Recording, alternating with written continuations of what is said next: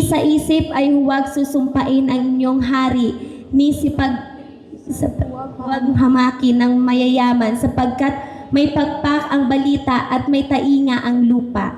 Amen. Again, one.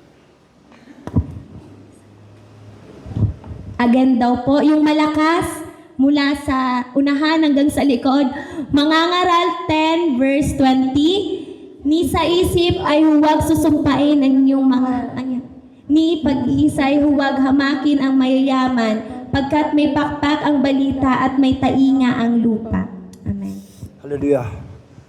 Father God, I love you. Holy Spirit, I love you. Jesus, I love you. Amen. Okay, 자, 오늘 사바이. 자, now 8:39. 그래서 8:30 hymn all song, praise song all finishes schedule. 자, today title 국가 수장과 산부 요인, 국무위원 각 기관장을 위해 기도하고 있습니까? Ang prayer po ay ang sermon po natin ngayon ay, are you praying for the head of the state, the 3 branches of government, cabinet members, and heads of agencies? 전도서 10장 20절에 보니까 심중에라도 왕을 저주하지 말라. Do not revile the king even in your thoughts, or curse the rich in your bedroom, because a bird of the air may carry your words, and a bird on the wing may report what you say. 아멘. 올라오세요. 아멘. 아멘. 이 very important. 오늘은 국가수장과 산부요인, 국무위원 각 기관장을 위해서 기도하고 있습니까? 라는 주제를 가지고 하나님의 말씀을 상고하도록 하겠습니다. Again, ang text po natin ngayon ay i-examine according to the theme, are you praying for the head of the state, the 3 branches of government, cabinet members, and heads of agencies? 자, first, 국가의 위정자를 위해서 기도해야 합니다. We must pray for the leaders of our nations. 아멘. 사바이, 빨로. Again po, repeat after me. We must pray for the leaders of our nation. First, glory to God. Second, your country leader pray for you. Very important. Una po sa lahat, papurihan ng Diyos. Sunod ay ipanalangin ang mga leader ng ating bansa. 목사님은 장점이 있다면 내 조국 국가수장을 험담하지 않습니다. 왜 험담하지 않을까요? Kung may isang lakas po si pastor, ito ay ang katotohanan na hindi man lamang siya nagsasabi ng masama sa presidente ng bansa. 오늘 성경 본문에서 하나님께서 말씀하셨기 때문에 그렇습니다. Bakit niya po yun hindi magawa? Dahil sabi po ng text ngayong araw, 본문을 보십시오. 심중에서라도 왕을 저주하지 말라. do not curse a king even in your heart. 우리 사바이 come on. Sige po, repeat after me. Do not curse a king. Hanggang sa likod, do not curse a king even in your heart. 아멘. 여러분, 우리가 수장을 세웠으면 임기가 끝날 때까지 기도를 해 주셔야 하는 것입니다. 이것이 제네럴 프레이어입니다. Para po ito sa lahat, kapag tayo po ay nag-a-appoint ng leader, kailangan po natin silang ipanalangin hanggang matapos po ang kanilang termino. Ito po ang tinatawag nating general prayer. Why many people long pray difficult? General prayer training no more. So also your prayer very short finish.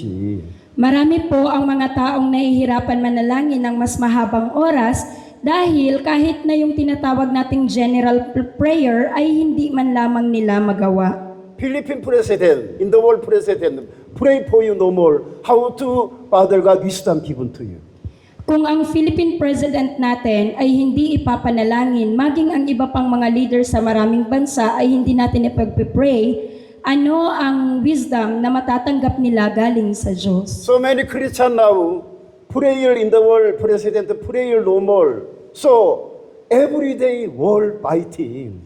Kaya marami po ang mga Christians ngayon na hindi ipinapanalangin ang mga leaders. Kaya araw-araw po nagkakaroon ng kaguluhan. 그래서 우리는 일반적인 기도를 잘 배워야 백성을 기도하는 사람으로 견인할 수가 있습니다. Kaya sa lahat po na nakakapakinig ngayon, dapat tayong matuto ng tinatawag na general prayer o yung kakayahan natin na talagang manalangin ng mas maayos. At kung marunong na din tayo ay turuan natin ang iba na matuto din po ng ganitong klase ng panalangin. Korea Church, why Father God, many blessings given to you? Many prayer country leaders. Bakit po ang bansang Korea ay pinagpapala ng lubos ng Diyos? Dahil marami po ang nananalangin para sa bansang ito. 왜 목사님께서 아침 예배 때마다 위정자를 위해서 기도하겠습니까? May tanong po tayo, bakit pastor lagi mong pinapanalangin ang mga leaders bawat umaga, bawat devotion service natin? 악한 위정자든 선한 위정자든 국가의 수장으로 세워졌으면 우리들이 금식하며 에스라처럼 기도를 해야 한다는 것입니다. Tandaan po natin, tingin po kayo sa amin, kahit nagaano man kasama o kabuti ng inyong leader, kapag sila po ay na-appoint bilang leader ng bansang ito, kailangan po natin silang ipag-fasting at ipanalangin kagaya ng pananalangin ginawa ni Israel. 그래서 목사님께서도 필리핀 대통령과 한국의 이재명 대통령을 위해 기도하고 있는 것입니다. Kaya po si Pastor, kung maririnig natin, palagi po siyang nananalangin para sa presidente ng bansang Pilipinas at isinasama niya din ang presidente ng bansang Korea na si Lee Jae-myung. 제가 잘하든 못하든 성직을 수행하면서 입에 담을 수도 없는 은행 심사로 거리에 나가서 누구누구를 죽일 놈 살릴 놈 하면 듣는 사람들인 뭐라고 말하겠습니까?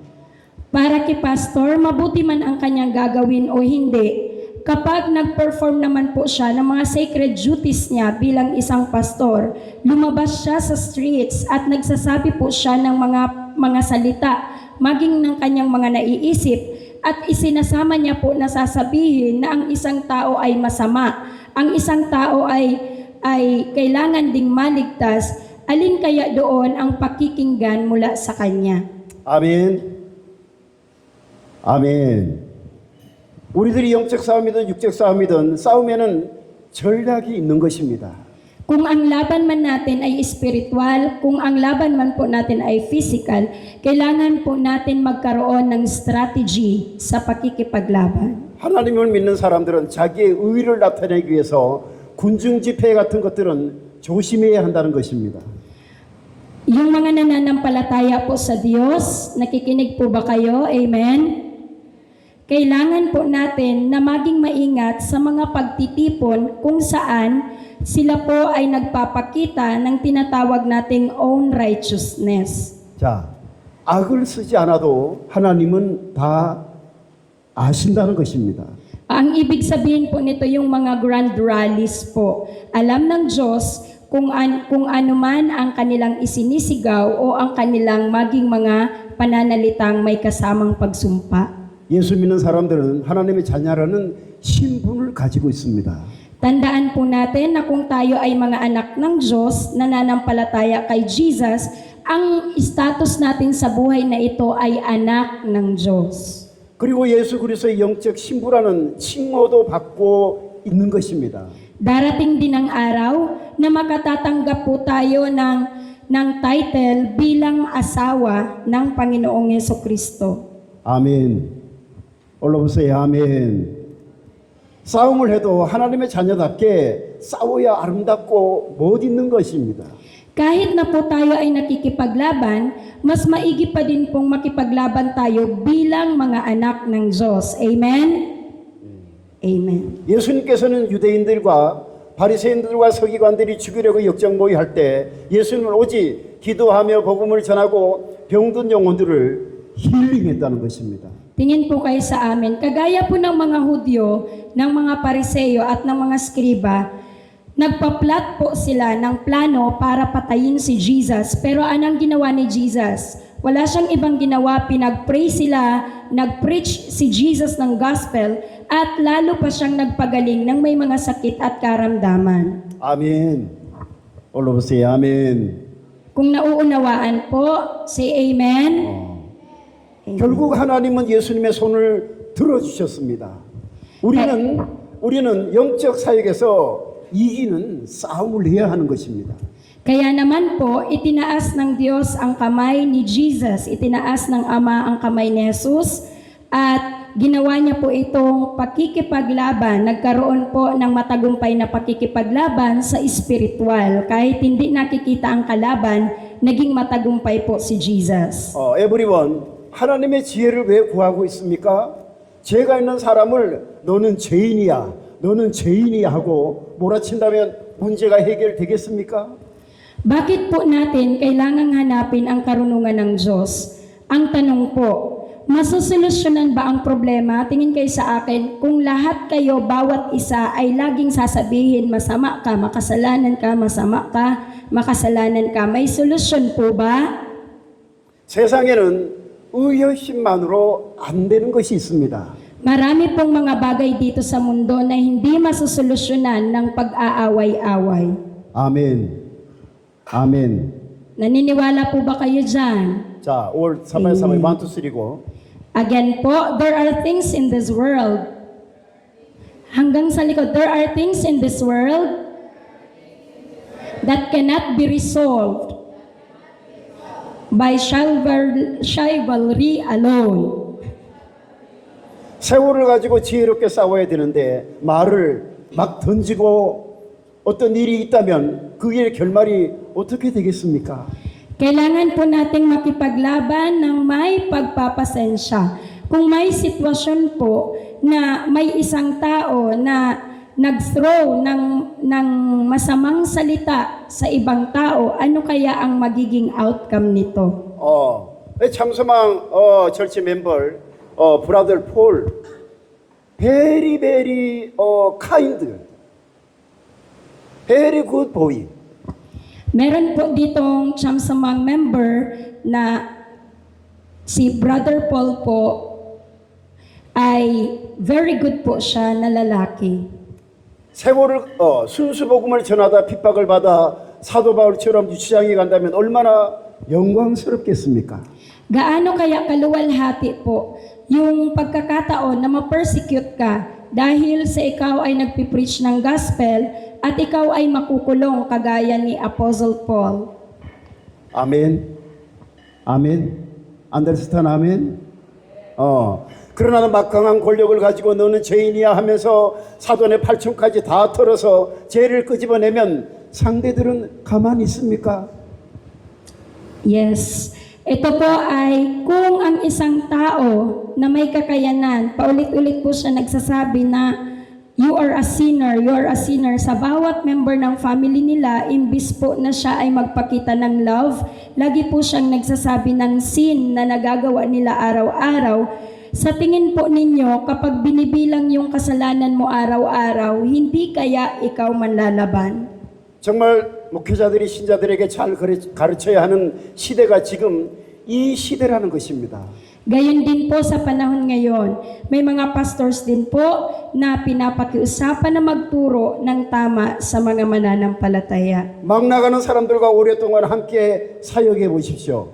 Kahit gaano kahirap pakisamahan ng mga nasasakupan, subukan pa ding makisama, sumabay. 나도 이상한 사람이 되어서 자꾸 상대의 약점을 찾게 되고 결국은 앙금만 커지는 것입니다.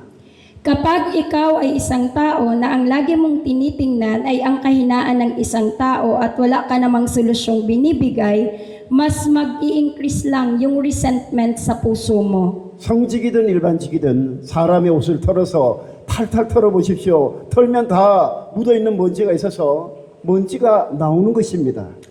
Kahit na po ikaw ay clergy o mga naglilingkod na or kaya lay people, kung ang kanila pong mga damit ay iyong wawasakin, at isi-shake mo, ang mga dust po talaga sa kanilang damit ay mawawala, pero may lalabas na mga dumi, pero hindi naman po ito aalis sa kanila.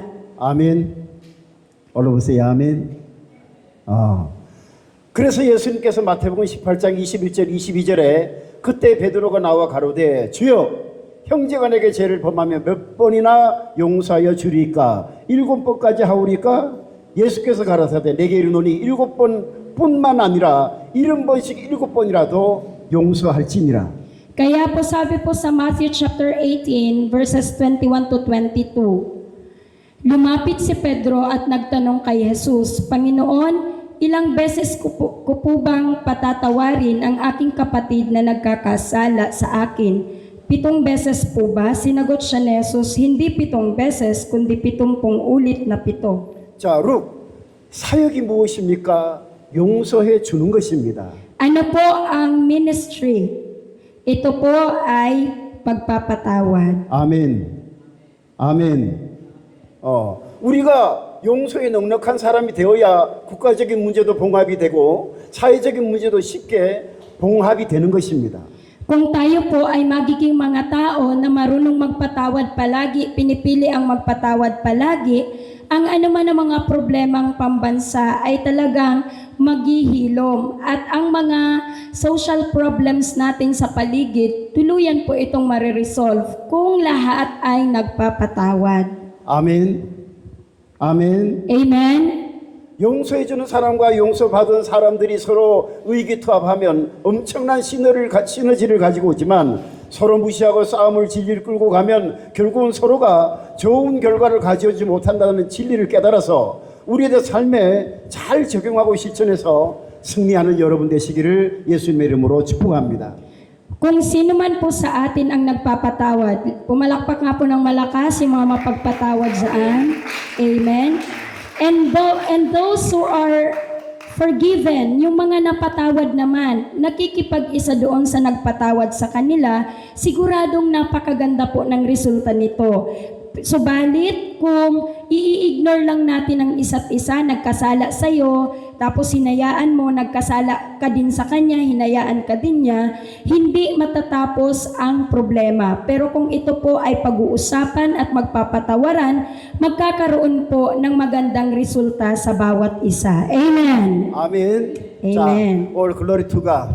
Purihin po ang Diyos, palakpakan natin ang Panginoon. 자, now 3 minutes 필리핀 카운트리 in the world country president today schedule father가 wisdom blessing given to us prayer 1 2 3 go Panalangin po natin ang presidente ng Pilipinas sabay. Amen. 할렐루야 할렐루야 아버지 하나님 감사합니다. 아버지 하나님 오늘도 참소망 아버지 하나님 학교를 사랑해 주시고 예수님의 피값으로 세우신 아버지 하나님 이 학교를 통해서 아버지 올 사바의 보이스 Let us pray 할렐루야 하나님 아버지 주님께서 힘든 손으로 못지 않은 손으로 이 참소망 아버지 학교를 축복하시고 인도하여 주시옵소서. 아버지 하나님 그가 찔림을 우리의 허물이라므로 그가 상함은 우리의 죄악을 인함이라 그가 징계를 받음으로 우리가 평화를 누리고 그가 채찍을 맞음으로 우리가 나음을 입었다고 말씀하셨습니다. 하나님 아버지 우리가 사회를 아버지 하나님의 사랑으로 넉넉하게 치유할 수 있는 마음들 되게 만들어 주시옵소서. 우리가 국가적인 문제라도 아버지 우리가 넉넉하게 아버지 치유하는 기도하는 일꾼들 되게 만들어 주시고 기도하는 사람들 되게 만들어 주시고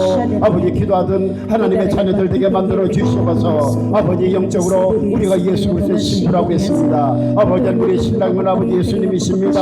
아버지 이렇게 좋은 아버지 능력이 많으신 예수님을 모시고 살면서 우리가 하나님 아버지 입에 담을 수 없는 아버지 악담을 아버지 던지고 험담을 던지고 아버지 우리가 어떻게 아버지 세상을 아버지 정화하고 세상을 변화시킬 수가 있겠습니까? 거룩하신 아버지 하나님 예수님 말씀하셨습니다. 내 번수까지라도 아버지 7번씩 7번이라도 사랑하라고 말씀하셨습니다. 아버지 우리가 여자가 부족하지만은 아버지 하나님 말씀은 살아서 운동력이 있어 좌우의 날선 그 어떤 것과에 대해서 우리의 영광과 육감의 권수와 관계를 찔러 쪼개며 우리의 마음과 뜻과 생각을 감찰하신다고 말씀하셨습니다.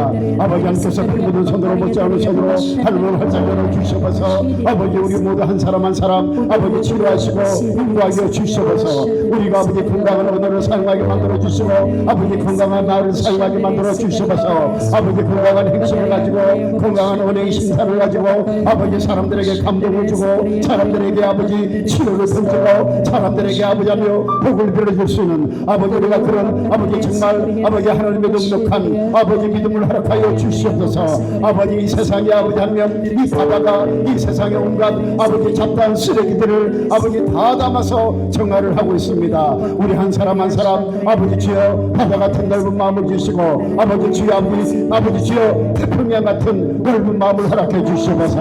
아버지 그래서 주 날아가는 그날까지 우리가 마음을 다하고 뜻을 다하고 성품을 다해서 하나님 아버지 앞에 몸들의 시간들을 묻혀드려 마음들여 아버지 어려운 나라 어려운 국가 아버지 어려운 국가 백성들에게 아버지 먹이고 입히고 가르쳐서 아버지 주여 하나님 아버지 그들이 또 다음 세대를 준비하고 아버지 그들이 또 다음 세대를 준비해서 아버지 주님 오는 그날까지 주님 재림하시는 그날까지 아버지 주여 하나님 앞에 영광 돌리게 부족함이 없도록 아버지 도와주시고 인도하여 주시옵소서. 아버지 주여 하나님 아버지 필리핀 아버지 프레시덴 아버지 코리아 프레시덴 아버지 노벌 프레시덴 아버지 주여 하나님의 지혜가 없이 어떻게 백성들이 들어갈 수가 있겠습니까? 아버지 하나님의 아버지 성령의 능력을 받지 않고 어떻게 아버지 백성들을 이끌어갈 수가 있겠습니까? 아버지 주여 아버지 레이건 아버지 대통령을 모십시오. 아버지 총과 아버지 칼을 들지 않고도 아버지 소요 아버지 소비에트 연방공화국 아버지 고르바초프 아버지 주여 아버지 보시옵소서. 아버지 총 들지 않고 칼 들지 않고 아버지 주여 미사일 들지 않고도 아버지 주여 아버지 얼마나 아버지 많은 아버지 나라 백성들을 아버지 먹이고 입히고 아버지 주여 평온을 유지하고 살아갔습니까? 아버지 우리에게 지금 이 시대에 아버지 이런 아버지 위정자가 필요합니다. 이런 대통령이 필요합니다. 이런 수장이 필요합니다. 아버지 이런 기관장이 필요합니다. 이런 아버지 바람가의 격투이 필요합니다. 하나님 아버지 도와주시고 이끌어주시고 인도하여 주시옵소서. 아버지 하나님 우리 모든 아버지 하나님의 마음속에는 아버지 주여 저지의 덩어리 아버지 주여 미움의 덩어리 아버지 주여 아버지 하나님 주여 열받는 아버지 덩어리 아버지 모든 아버지 쓴뿌리들을 나사리 예수 그리스도 이름으로 다 아버지 결박하여 주시옵소서. 나사리 예수 그리스도를 명령하노니 모든 악한 흑암의 세력은 예수 이름으로 끝보고 떠나갈즉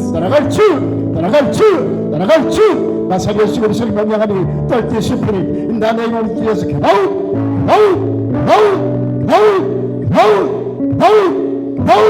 아버지 주여 아버지 우리를 돕는 아버지 모든 성도들을 아버지 그들의 가정을 축복하여 주시면서 아버지 그들의 직장을 축복해 주시고 그들의 사업장을 축복해 주시고 아버지 그들의 기업을 축복해 주시고 그들의 건강을 축복하여 주시옵소서. 역사하여 주시옵소서. 성령께서 바람같이 불같이 생수같이 운행하시고 역사하여 주시옵소서.